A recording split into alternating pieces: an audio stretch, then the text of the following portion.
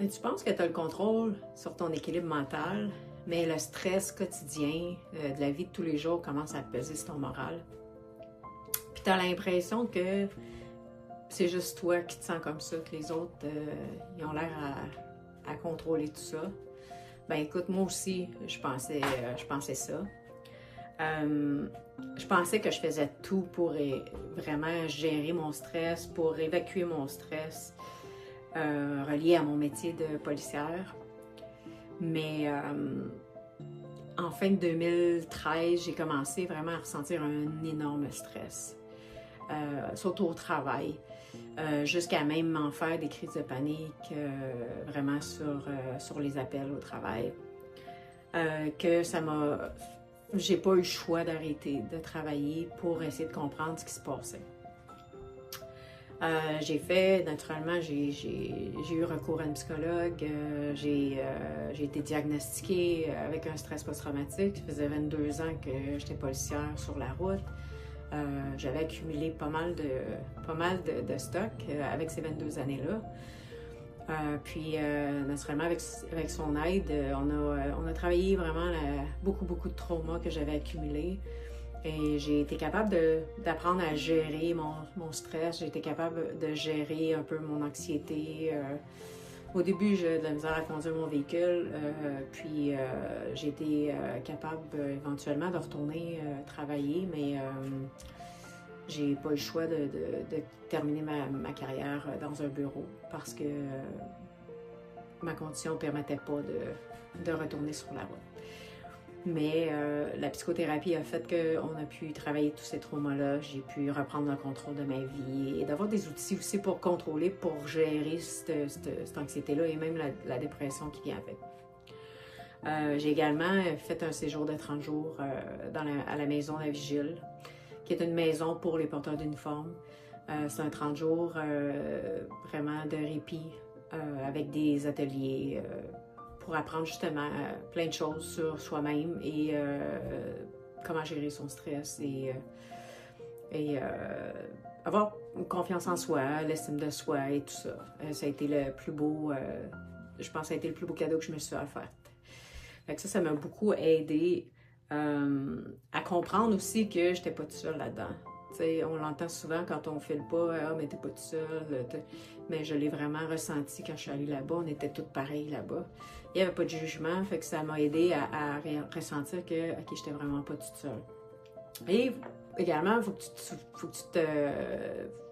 veux que tu saches qu'il y a des solutions pour aller mieux.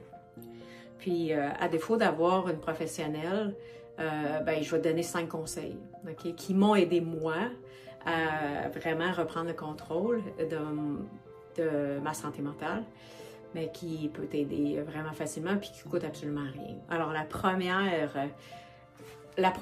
premier truc, c'est vraiment les gratitudes, le pouvoir des gratitudes. 3 à 5 gratitudes le matin, ben, en tout cas pour moi, c'est ce qui fonctionne. Des reconnaissances que ça peut être aussi banal que d'avoir bien dormi, fait que les pouvoirs des gratitudes, honnêtement, ça m'a pris tellement de temps à m'en faire, alors que ça fait des années qu'on me dit que ça fonctionne. Mais honnêtement, ça fait des années que j'en fais, puis là, vraiment, là, je peux vraiment... Puis c'est scientifiquement prouvé que ça fonctionne aussi. Alors, je vous recommande vraiment de faire ça. Deuxième, l'autocompassion. C'est sûr que si on se tape tout le temps sur la tête puis qu'on est tout le temps méchant envers nous-mêmes, comment qu'on peut penser aller mieux? On ferait même pas ça à notre meilleur ami, on ferait pas ça à quelqu'un qu'on aime. Donc, c'est se traiter avec bienveillance, se traiter avec beaucoup de douceur, d'être gentil envers lui-même. Troisième, l'exercice physique. L'exercice physique, c'est sûr que c'est prouvé que ça aide vraiment la santé mentale. Vraiment, les hormones du bonheur sont sécrétées, puis ça fait vraiment du bien. Quatrièmement, l'importance du sommeil. C'est vraiment des fois les choses qu'on va négliger la première, qu'on va mettre de côté, on va couper un peu sur notre sommeil pour réussir à faire notre journée et toutes les tâches qu'on a à faire. Mais c'est quelque chose qu'il ne faut jamais mettre de côté. Et je vais probablement faire une vidéo là-dessus à un moment donné sur vraiment les bienfaits du sommeil et comment se trouver vraiment une bonne routine de sommeil. C'est vraiment magique.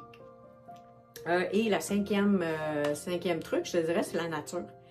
Une marche en nature, ça fait tellement du bien, ça redonne l'énergie, ça calme, ça va vraiment te grounder.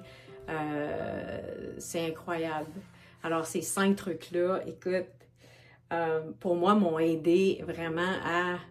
Tu sais, je suis passée de quelqu'un pas capable de conduire mon véhicule à faire un voyage à Gaspésie tout seul.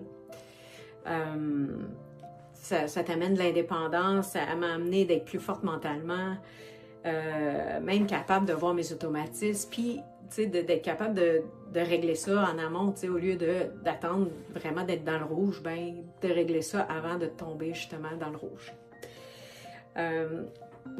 Je vous invite à essayer ces 5 trucs-là, même si vous en faites rien qu'un dans les 5, c'est sûr que ça va aider. C'est sûr, sur ça, je suis très convaincue là-dessus. C'est vraiment 5 trucs qui sont vraiment, vraiment formidables.